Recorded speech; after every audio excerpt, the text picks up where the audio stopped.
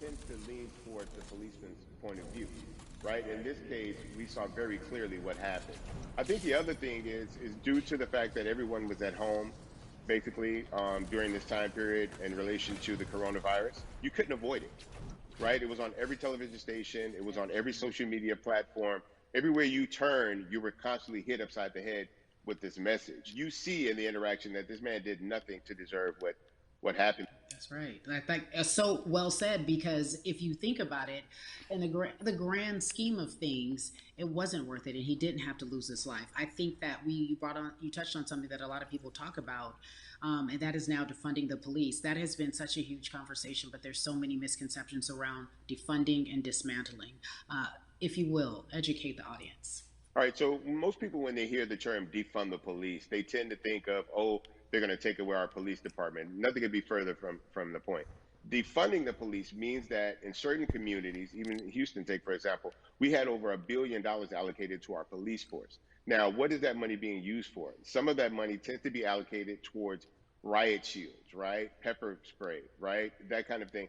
That's only used against the people that fund this budget, right? So why would the people want to supply the police with the means to oppress them? If the police are concerned about the situations in certain communities with a higher crime rate, well, higher crime rates tend to happen in communities where there's not employment opportunities, right? There's not a lot of social services, and people are going to do what they need to do to take care of themselves and their families. When the community has more opportunities for employment, more opportunities for upward mobility, then they tend to be a less of a strain on the government. They tend to have a lower crime rate. And because of that, we'll have less need for the police in those communities. You are passionate about so many different things in terms of making sure that we are holding our leaders accountable. Talk to me about some of the other projects that you're working on. Well, right now, obviously, being a part of More Than a Vote is essential. We're dealing with primaries in this country right now.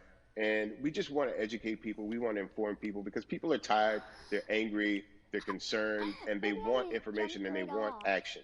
And so we want to make sure that we give them the right information and lead them in the right direction. And we thank the people that do not look like us for standing with us right now, because it's very important that people who aren't black be involved, because if black people could have gotten rid of racism, we would have done it hundreds of years ago. And so I'm trying to use my voice and my platform just to let people know that if they feel like I do, there's a number of places they can go to enact change in their community. People need to know about how their city council runs. They need to know that they have the ability to speak when city council meets, to let them know that that's not the way that they feel their city needs to be run. Those are not the places that they feel the money of their community needs to be allocated.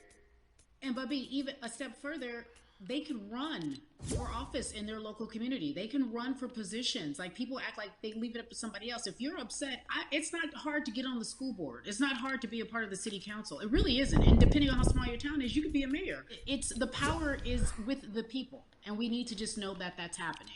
Absolutely. And it's always been with the people. You know, if you look at Trayvon Martin's mother, Sabrina Fulton, right? She felt that there was a system of racism and a system of oppression that led to her son's death. And so what did she do? She ran for city council and she was elected to city council. Our own former president, 44, Barack Obama, right, started in the community as an activist, ran for an elected position, became senator, ran for another elected position and became president of the United States. So don't think that you can't make a difference. You know what I'm saying? You don't need a lot of money. You don't need a lot of power. Your voice is enough to make a difference. Amen. I feel like I need to go out and run for something. You gave me a rousing speech there, sir. I'd be remiss if I didn't ask you this. When I talk to my brothers, I have to ask you, as a black man, how are you doing? Are you okay? I'm good. I'm good. I have a very strong relationship with God, so prayer definitely works for me. I have children and grandchildren who are watching me, who are encouraged by what I do, and they're proud of me right now, you know, and that's really what matters, you know. The change starts at home, you know, so as long as you have a support system that believes in what you're doing and supports you in what you're doing, you have everything you need to go out there and fight the good fight. And for those that don't, there's a community of people here to help you. So you can go to places like morethanavote.org. There are many different places that will encourage you, inform you, and they will put you with groups of people that feel like you, that are ready to take action.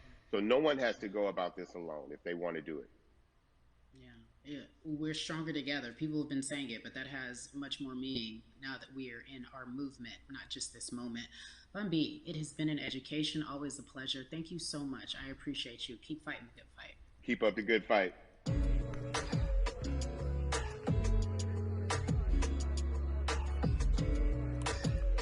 Yeah, la la. So our next guest, I have to admit, I'm a fan, but there are so many different people that we could talk to, and I thought it was so imperative that we speak with her. You know her as Molly on the huge, successful show Insecure, HBO's Insecure. She also has a comedy special highlighting her Nigerian roots, and she's an amazing podcaster. Let's welcome in Yvonne Orji, everyone. You have such a beautiful way of making things funny, giving us our medicine with some candy, right?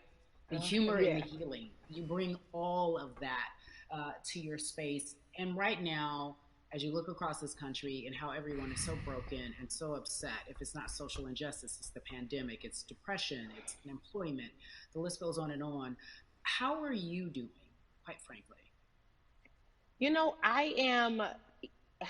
I'm rediscovering self in a way that is hard but necessary, that will lead to ultimate joy. I know it sounds like a lot, but no, I think I personally think that God put all of us on a global timeout. Like we just, America hasn't done as good as other people when it comes to timeouts because everyone else is out playing at recess, and we're still in the principal's office hoping and wishing we can come out.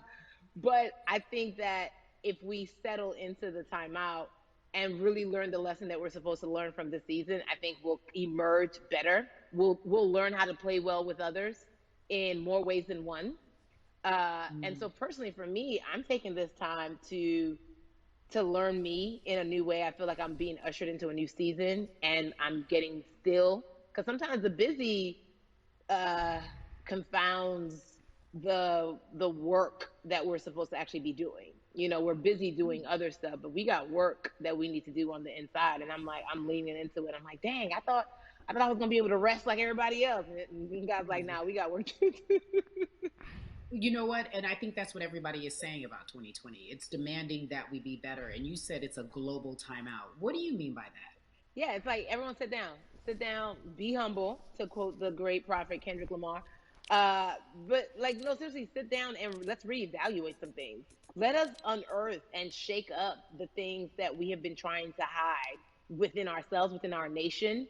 I think America is going through an unraveling right now, a much needed, a much necessary one. And I think all eyes on us, right? There is no, oh, I was on the subway for an hour, so I didn't miss that thing that happened. No, everybody was home. Everybody, was watching when George Floyd died, and everybody, no one could hide it. Everyone was watching when Amy Cooper called the cops. Like, this is a time where it's like, oh, we can't pretend it away. We can't excuse it away. No, no, no, no, no. It's a global timeout. Sit down, watch, and let's learn. And globally, it's like, hey, we were going business as usual, but it ain't usual no more. Like that Yeah. that's old. Anytime change occurs, it's very uncomfortable. And so right now we're sitting with we're getting we're getting comfortable with the uncomfortable. The minorities, we've been comfortable with being uncomfortable because that to me explains just the existence for whatever we want to do, how we break into our